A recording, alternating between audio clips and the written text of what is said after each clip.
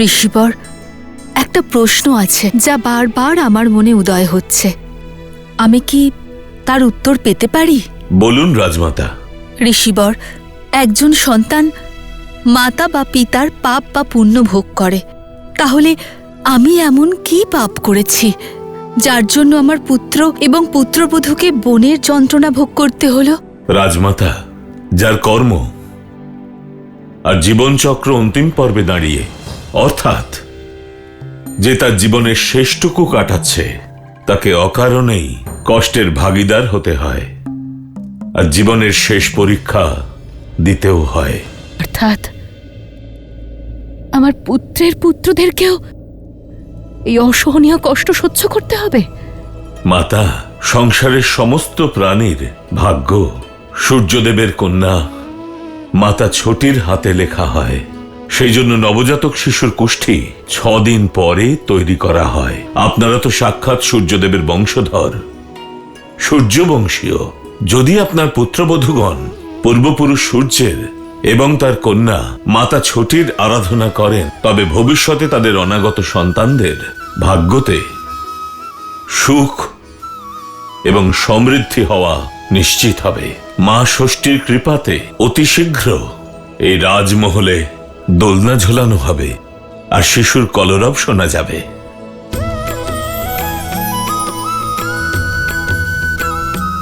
মহারিষিবর, আমরা প্রত্যেকেই এই পুজো নিষ্ঠা ভরে অবশ্যই করব। ঋষিবর, মনের মধ্যে সংশয় নিয়ে এসেছিলাম।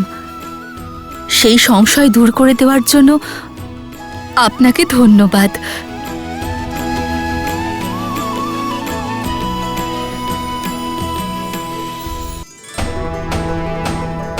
শোনো শোনো শোনো, 2 দিন পরে আমাদের শ্রীরামের রাজ্যাভিষেক শুভ দিনে হতে চলেছে। এই পবিত্র উৎসবের সমস্ত প্রজাগণের নিমন্ত্রণ রইল। শোনো শোনো শোনো। রাজ্যবাসী অধীর আগ্রহে আপনার জন্য অপেক্ষা করছে। সবার মুখে শুধু আপনারই নাম, আপনার দ্বারা স্থাপিত হতে চলা সুরাজ্যের কথা। আর মহর্ষি মুদ্গল তো এটাই বলেছিলেন যে আপনিই একমাত্র সুরাজ্য স্থাপন করতে পারবেন। কিন্তু এই সুরাজ্য কি প্রভু? মানছি আমি বানর, কিন্তু তার সঙ্গে কিষ্কিন্ধার রাজাও। ভবিষ্যতের সবকিছু অঙ্গদকেই তো সামলাতে হবে। তাই জানতে চাইছি যে এই সুরাজ্য আসলে কি, এর অর্থ বলুন প্রভু। হ্যাঁ প্রভু, অর্থ বলুন। জয় শ্রীরাম, জয় শ্রীরাম, জয় শ্রীরাম।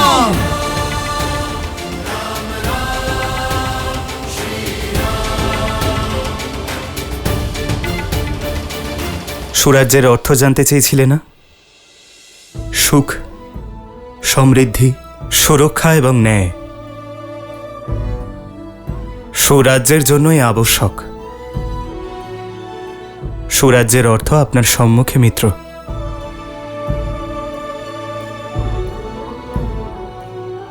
প্রজা যখন সুখে থাকে তখন সেটাই কি সুরাজ্য? যখন রাজাকে দেখে প্রজার মুখে প্রসন্নতা থাকে, সেটি সামান্য রাজ্য। প্রজার মুখে যে স্মিত ভাব থাকে, তা ভবিষ্যতের সুখ এবং সমৃদ্ধির আশা মাত্র। প্রজারা আশা করে রাজা তাদের দুঃখ শুনবে, কষ্ট নিবারণ করবে। আর সুরাজ্য হল সেই, যখন প্রজাদের দেখে রাজা প্রসন্ন হয়ে যান, রাজা সন্তুষ্ট হন যে তিনি তার প্রজাদের আশা পূর্ণ করতে পেরেছেন। রাজা যখন বিশ্বাস করেন যে তিনি তার প্রজাদের জীবন বদলে দিতে সক্ষম, সেটি হল সুরাজ্য।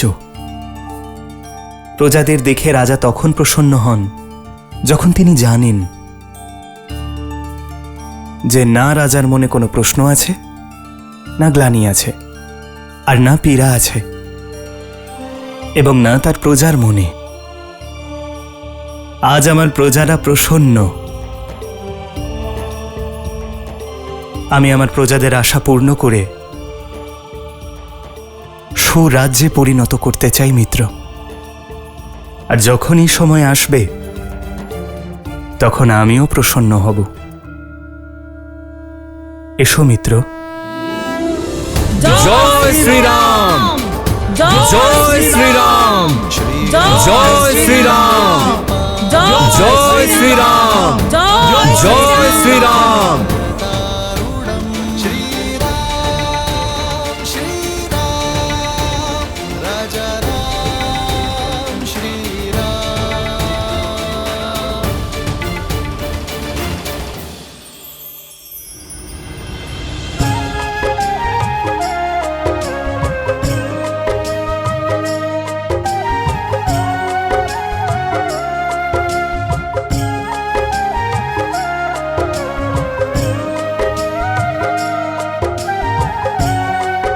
সীতা দিদি, আমাদের যাতে কষ্ট না হয় তাই এই সমস্ত কিছু শ্রী হনুমান আমাদের জন্য করছেন।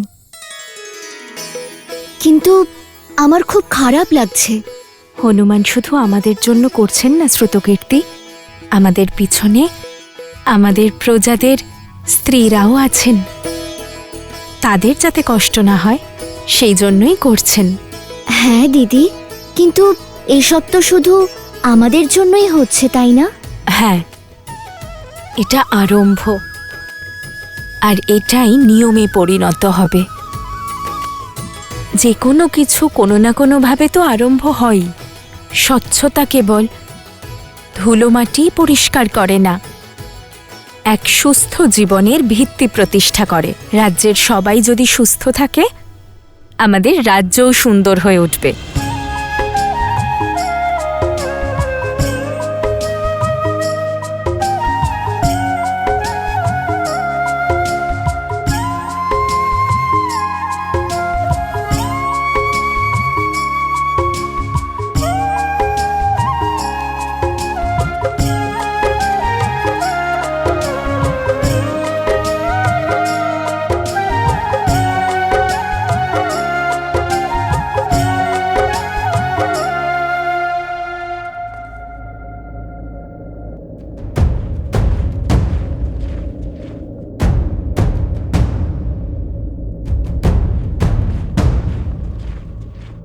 যেই দিনের স্বপ্ন আমি এত বছর ধরে দেখছিলাম, সেই দিন অভূতপূর্ব আর গরিমাময় হবে। এতে কোনো বাধা আসবে না। মিত্র, আপনার রাজ্যাভিষেকের পবিত্র মুহূর্ত, আর তাতে এত সৈন্য, এতে কি আপনার প্রজাদের মনে ভয় সঞ্চারিত হবে না? যে ভাবী রাজা তাঁর রাজ্যাভিষেকের পূর্বে সুরক্ষার আয়োজন করছে যাতে কোনো অঘটন না ঘটে। প্রজা এবং রাজ্যকে রক্ষা করা একজন রাজার প্রথম কর্তব্য মিত্র। রাজ্যের সুরক্ষা কেবল আক্রমণের পরেই নয়, তার আগে থেকেই করতে হয়। রাজ্যের সৈন্য, একজন অধার্মিক শাসক রাজ্যের প্রজার মনে ভয় উৎপন্ন করে, আবার সেই রাজ্যের সৈন্যরাই একজন ন্যায়পরায়ণ শাসকের রাজ্যে প্রজাদের ধৈর্য, আত্মবিশ্বাস আর সুখের নিদ্রা প্রদান করে। সুরাজ্যের জন্য, রাজ্য এবং প্রজাদের জন্য সতর্ক থাকা অত্যন্ত আবশ্যক মিত্র। প্রজাদের মনে যখন রক্ষার ভয় না থাকবে, তখন প্রত্যেকেই তাদের নিজ নিজ কার্য অধিক কার্যক্ষমতার সঙ্গে করবে। এতে রাজ্য সুখ এবং সমৃদ্ধির পথে চলবে মিত্র।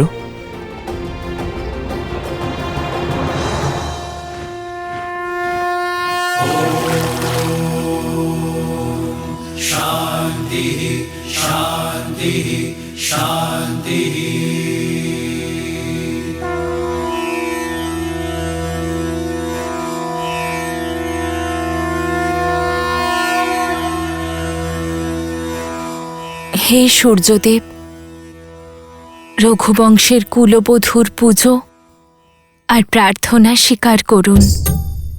হে মা ষষ্ঠী, এই সমগ্র রাজ্য আমার সন্তান, ওদের ভবিষ্যৎ সুখময় আর সমৃদ্ধ করুন। আপনার আশীর্বাদ দ্বারা আমাদের জীবনে সুখ আর সমৃদ্ধির প্রসার ঘটান।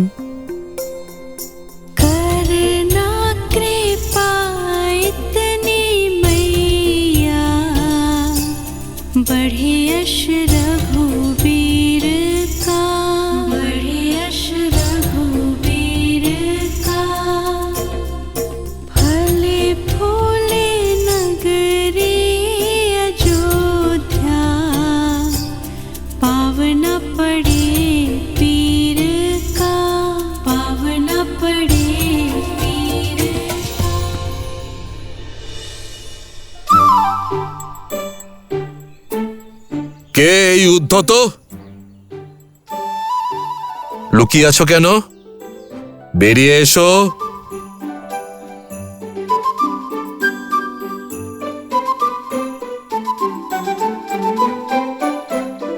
ক্ষমা করবেন প্রভু।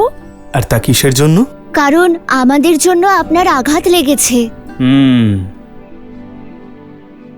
এর শাস্তি তো অবশ্যই পাবে, তবে শাস্তি পাবার পূর্বে একটি কথা জানা আবশ্যক, যে কোনো ক্রীড়ায় বিশেষভাবে খেয়াল রাখতে হবে যাতে কারোর ক্ষতি না হয়, কারোর আঘাত না লাগে। হ্যাঁ প্রভু, আমরা শাস্তির জন্য প্রস্তুত। কথা দাও যে এই বিষয়ে খেয়াল রাখবে। আমরা কথা দিচ্ছি, অবশ্যই খেয়াল রাখবো। এবার শাস্তির জন্য প্রস্তুত হও। তোমাদের হাত এগিয়ে দাও।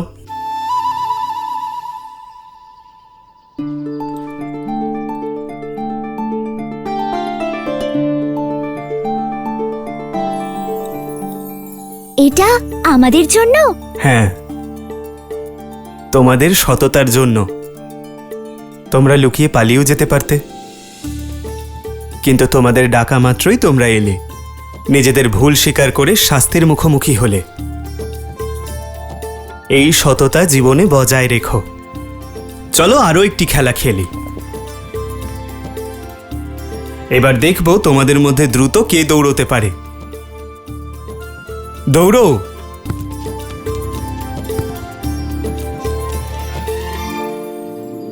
মিত্র, রাজার ধর্ম হলো সেবা। আপনি এই যে ওদের ধন দান করলেন, যেন মনে না হয় যে আপনি ধন প্রদর্শন করছেন। যখন রাজা তার স্বর্ণ এবং ধনের প্রদর্শন করে, তখন প্রজার রাজ্যের প্রতি শক্তি এবং সামর্থ্য বেড়ে যায় মিত্র। রাজার জন্য রত্ন প্রদর্শন যত আবশ্যক, ততটাই ঘাতক ধনের মোহ। রাজার যখন সম্পত্তির প্রতি কোনো মোহ থাকবে না, তখনই সেই রাজ্য সুরাজ্যের দিকে অগ্রসর হবে।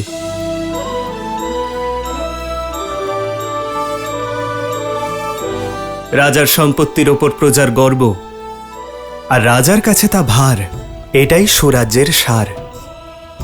রাজা যখন সম্পত্তির প্রতি গর্বিত না হয় এবং তা সঠিক কাজে প্রয়োগ করে, তখনই রাজ্য সঠিক অর্থে সুরাজ্যে পরিণত হয়। অতি সুন্দর। আপনার কথা আমাদের বিবেককে জাগিয়ে তুলেছে। আপনার প্রদর্শিত পথে এবার থেকে কিষ্কিন্ধাও সুরাজ্য হবে, সেখানেও রামরাজ্যের ধ্বজা উড়বে। জয় শ্রীরাম।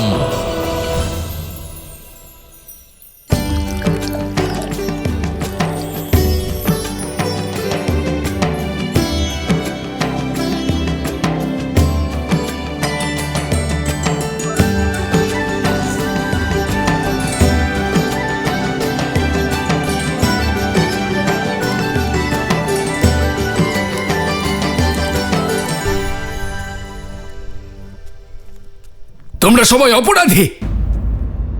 কি অপরাধ? কি অপরাধ করেছি আমরা? কি অদ্ভুত! অপরাধ করে আবার অস্বীকার করছো। প্রথমে আমাদের জীবিকা সাধন চুরি করলে ব্রাহ্মণেরা, আর তুমি বৈদ্য, তুমি আমার স্ত্রীর চিকিৎসার জন্য আমার থেকে ধন চাইছো, তার প্রাণ না বাঁচিয়ে। আমি ব্রাহ্মণ, চুরির মতো কাজ করার কথা আমি ভাবতেই পারি না। আর এই কাঠগুলো যজ্ঞের জন্য, এ আমার জীবিকা আর আমার ধর্ম। হ্যাঁ, আর ঔষধি দেওয়া আমার জীবিকা। বিনামূল্যে যদি ঔষধি দান করি, তবে পরিবার কিভাবে চলবে? মিত্র, এরা তিনজনই সঠিক। এর উপায় কি? সুরাজ্যের চতুর্থ স্তম্ভ ন্যায়। এসো মিত্র। প্রভু,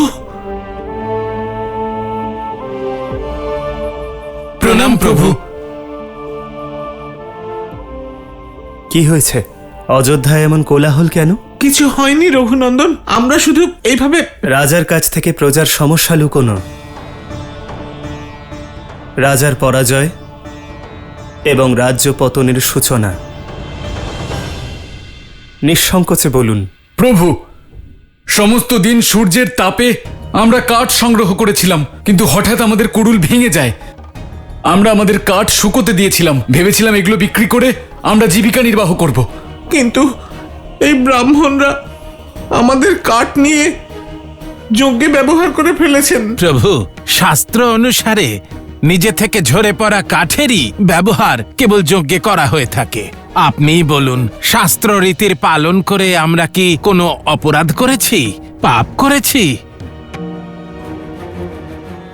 এখানে কিষ্কিন্ধার রাজা, আমার সঙ্গে মহারাজ সুগ্রীব উপস্থিত। উনি এই সমস্যার সমাধান করে দিক।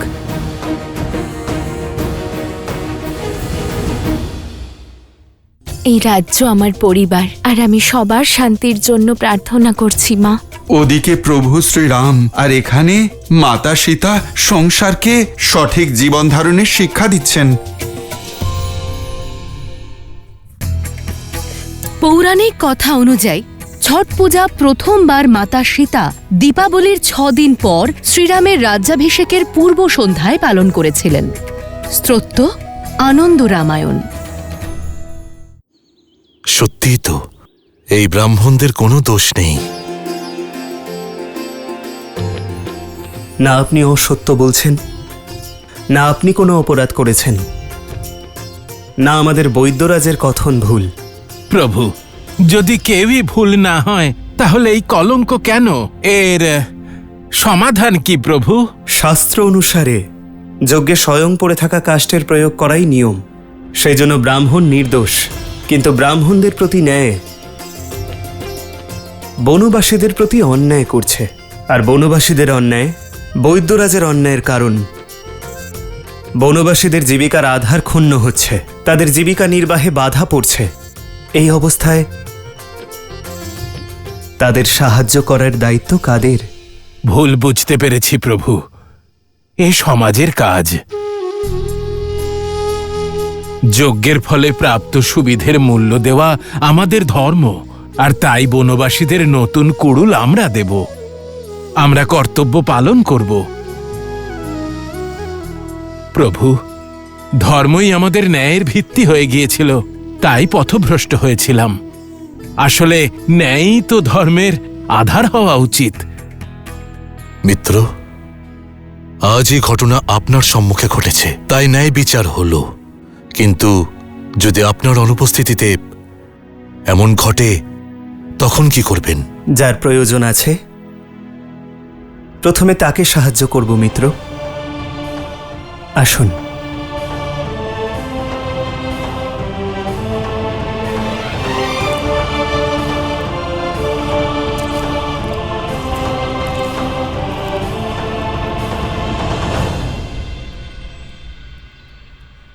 প্রভু, প্রণাম বৈদ্য মহাশয়, আমি আপনাকে কোনো সাহায্য করতে পারি?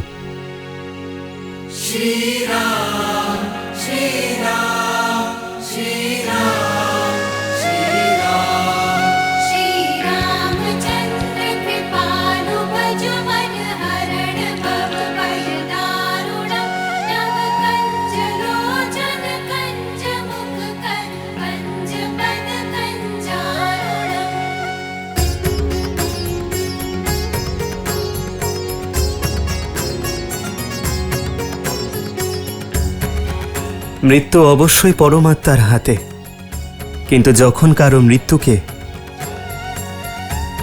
অন্তিম সময় পর্যন্ত বাধা দিতে তার পরিবার এবং সমগ্র সমাজ যুক্ত হয়,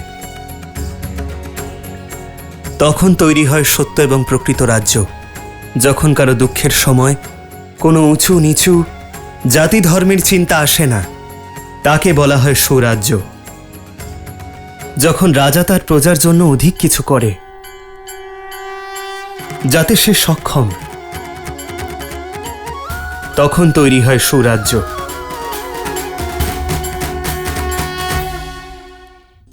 এই রাজ্য আমার পরিবার, আর আমি সবার শান্তির জন্য প্রার্থনা করছি মা। ওদিকে প্রভু শ্রীরাম আর এখানে মাতা সীতা সংসারকে সঠিক জীবন ধারণের শিক্ষা দিচ্ছেন।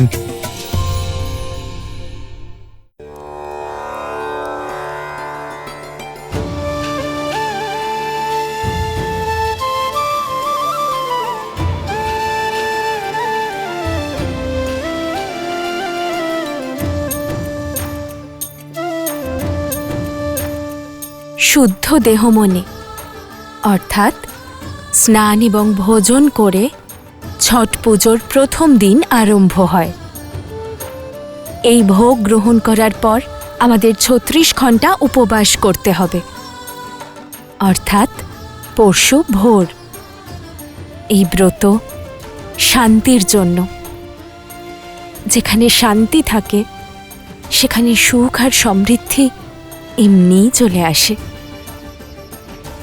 এই রাজ্য আমার পরিবার, আর আমি সবার শান্তির জন্য প্রার্থনা করছি মা।